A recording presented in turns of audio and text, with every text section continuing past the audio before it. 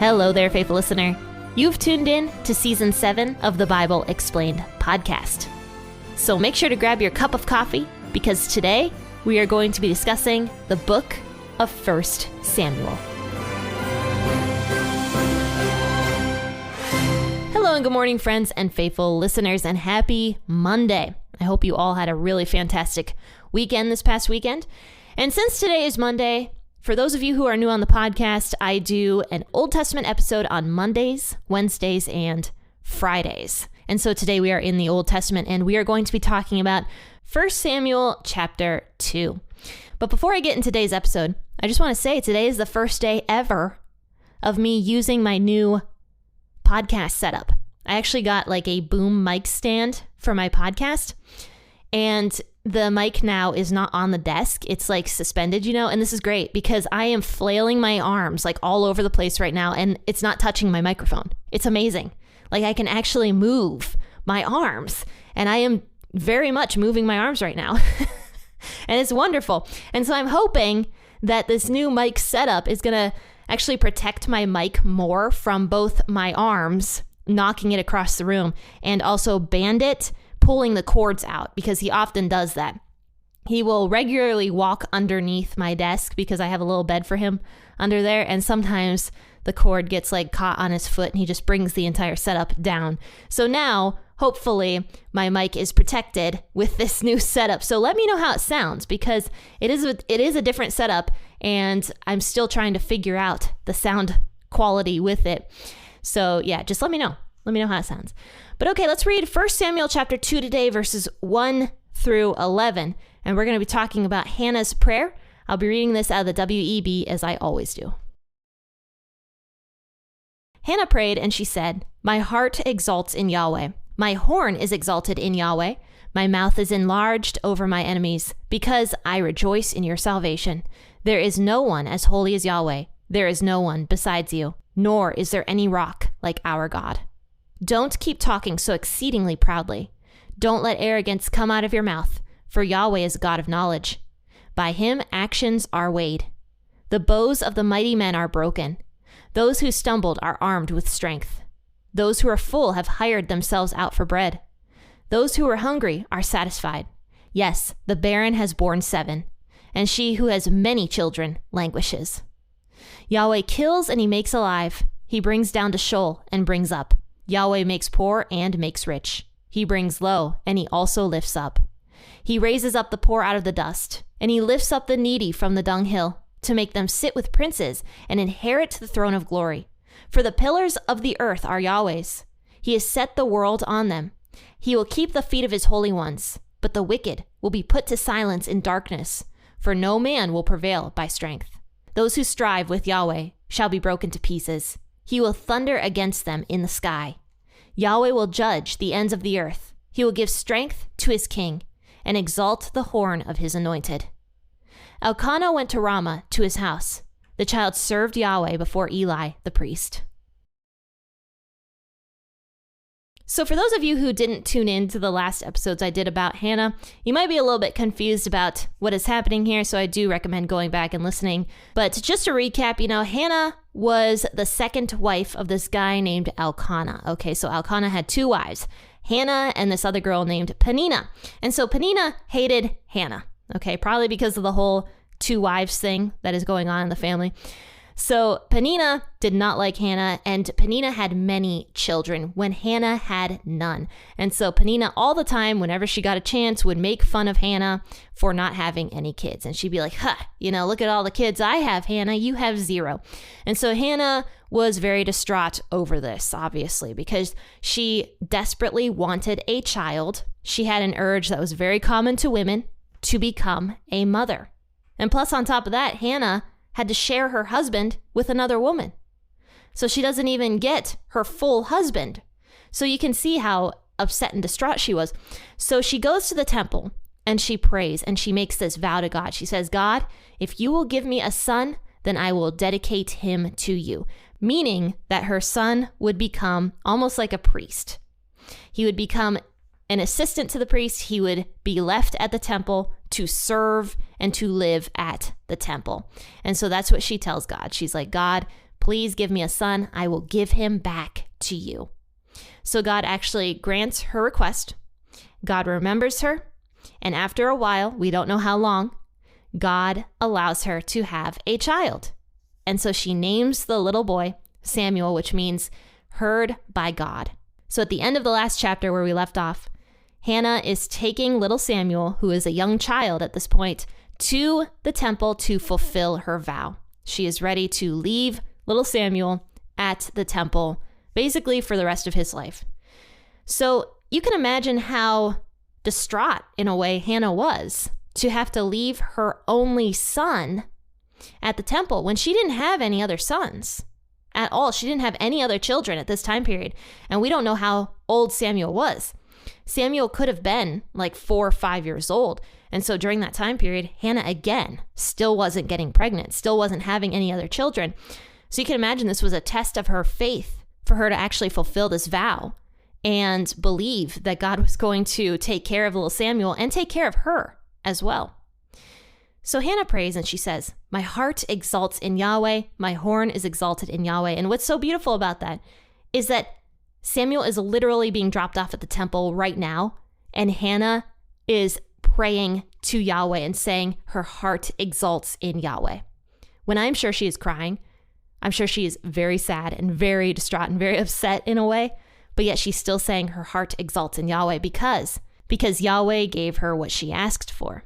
And then the next part says, "My horn is exalted in Yahweh." And what that means is the idea of a horn in these days was kind of like symbolizing strength.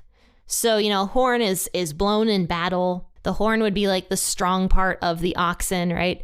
So she's just saying that her strength is in Yahweh.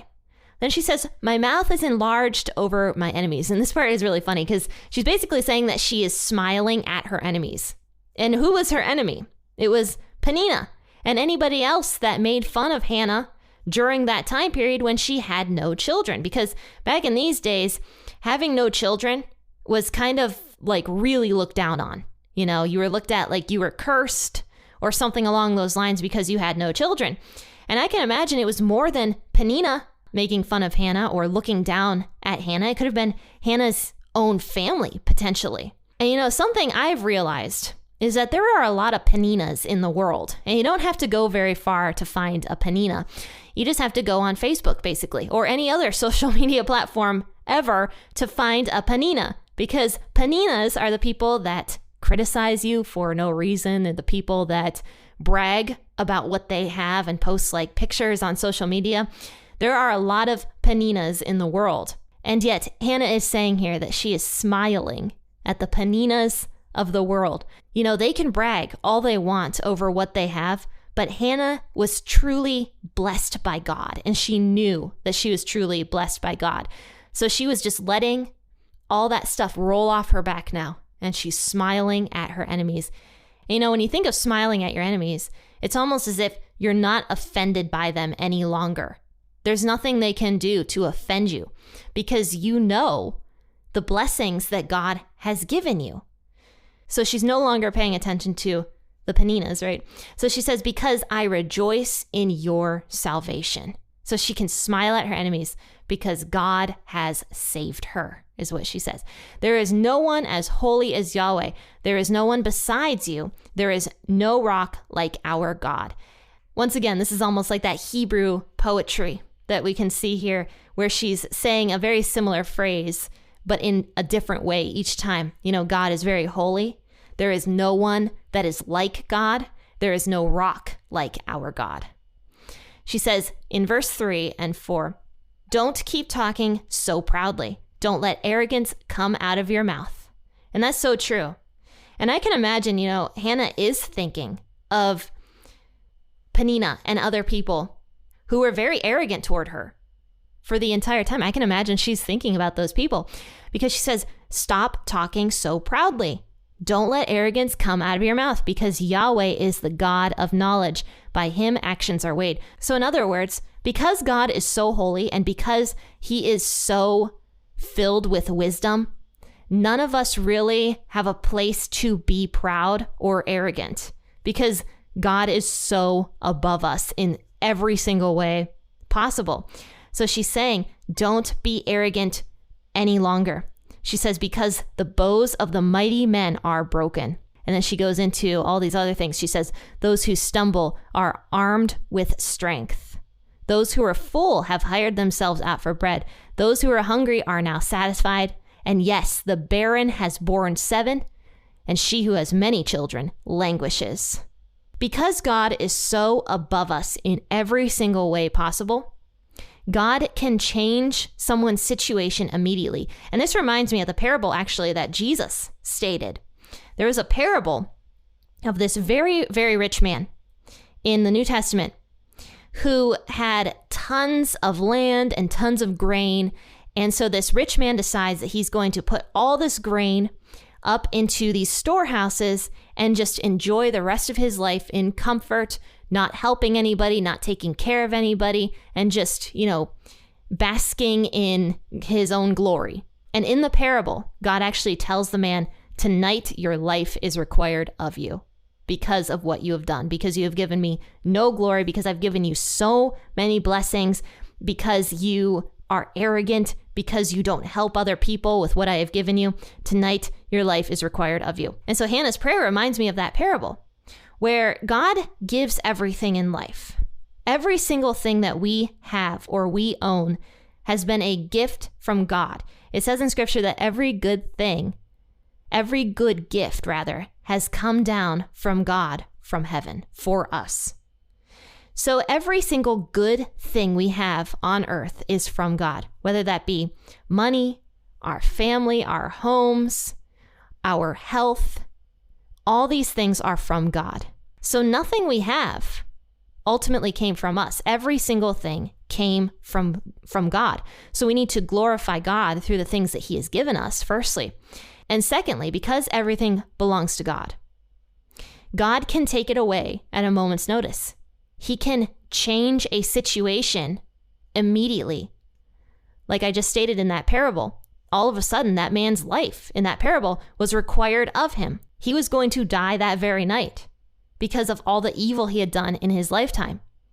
God can change a person's situation immediately. And this is what Hannah says, the bows of the mighty men are broken. So these mighty men who put a lot of trust in their weapons and their own strength, all of a sudden their bow and arrows are broken.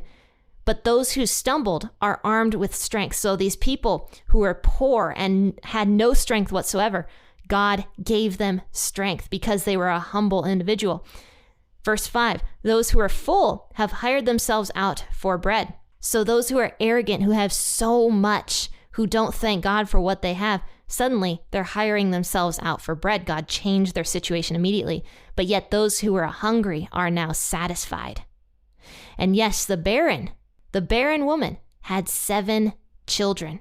So this woman who is previously thought of as cursed or as barren suddenly bears children. She has many children. But then the woman who has many children languishes. And I can imagine Hannah's thinking of Peninnah here. Peninnah, who's making fun of Hannah for Hannah's infertility.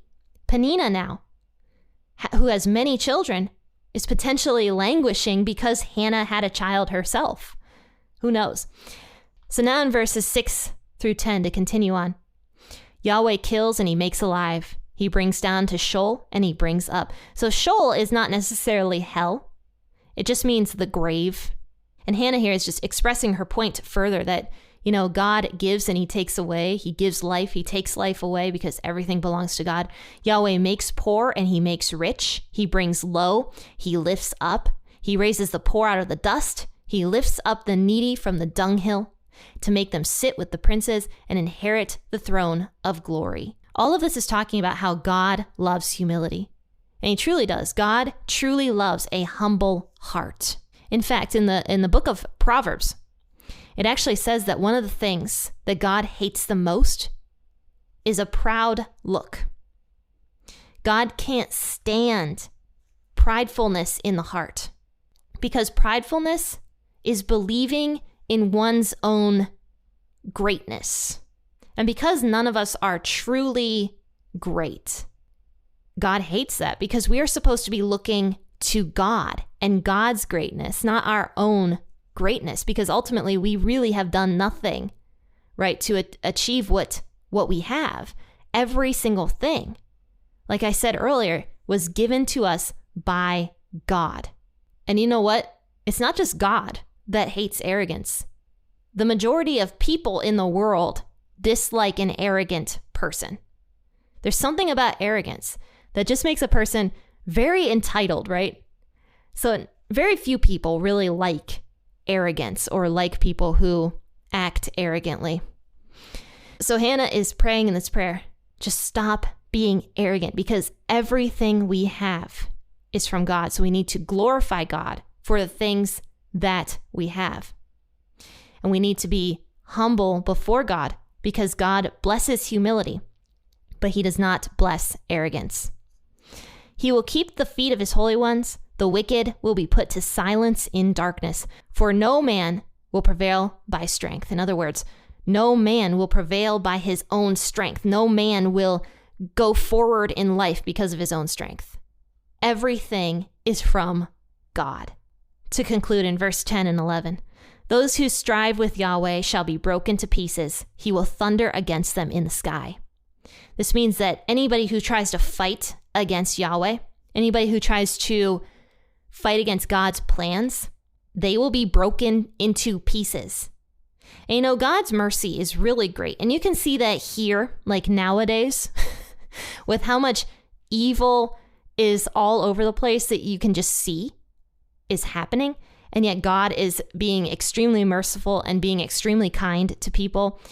And I think it's a big misconception that God just like strikes people dead all the time. Because first and foremost, in the Old Testament, it doesn't happen that often. It happens very, very rarely. And secondly, nowadays, if God just struck people dead all the time, I feel like we would see more of that now. But we don't. And that's because God is extremely, extremely merciful. But at a certain point, because God is merciful, but he's also justice, eventually that justice is going to catch up with somebody. It's going to catch up with the person who is doing evil things. So a man who is purposefully fighting against Yahweh, doing the wrong thing, laughing at God, mocking God, worshiping other idols, whatever it might be, eventually they will be broken to pieces. It might not be in this lifetime, but it will definitely be in the lifetime to come. He will thunder against them in the sky. So God's justice eventually will come out. Yahweh will judge the ends of the earth. He will give strength to his king and exalt the horn of his anointed. So, I mean, this is beautiful because Hannah now is prophesying about Jesus. And I don't even know if Hannah knew she was prophesying about Jesus, but she is. She's saying, Yahweh will judge the ends of the earth. He'll give strength to his king. That means Jesus. Because there was no king of Israel at this time period. Right now, Eli was actually the judge of Israel. So who was Hannah talking about here? She's talking about Jesus. She's prophesying about Jesus, who hasn't even come into the earth yet. But she says, Yahweh will give him strength, and he will be exalted and anointed. So then after all this, Hannah, makes this beautiful prayer to Yahweh, this beautiful poem/prayer to Yahweh. And now she leaves Samuel behind at the temple. It says, Elkanah went back to his home in Ramah, and the child served Yahweh before Eli the priest. So Hannah leaves her child there. This took a huge amount of faith from Hannah to be able to do this, to be able to leave her child at the temple. And yet she did it. And I think that the reason she was able to do it was because she saw that God could give her one child. And even though many years had passed and she didn't have any more children, she believed in God's plan. And who knows, maybe she had faith that she would have more children as well, more children that she would be able to raise. But either way, Hannah's faith was very great. And she was a good songwriter too, or a good poem writer rather. And her poem, I think, really applies to the modern way of living, where we are here in America so consumed with consumerism. And we don't think much about God. We don't think much about who gave us the stuff that we have. We don't think about how God can take those blessings away anytime he wants to. And even though God, once again, is so merciful and might not take those blessings away, he could take those blessings away from you or from me. And so we have to humble ourselves before God, I think, a lot more than we do. And the best way to humble yourself before God is to just be thankful. Because when we're thankful for what God has given us, we recognize that it was God that gave us those things and it wasn't by our own power. So that's the best way, I think, to start changing your viewpoint, is to just be thankful to God specifically. Just say to God, God, thank you for every single thing that I have right here. So anyway, faithful listeners, I hope you enjoyed today's episode. Let me know how the sound quality was, because I would really like to know what I can fix moving forward with my new mic setup. But guys, I will see you all in the next episode. Don't forget to check out all the links in the description of this podcast episode. And I hope you have a fantastic rest of your day. Happy listening, and God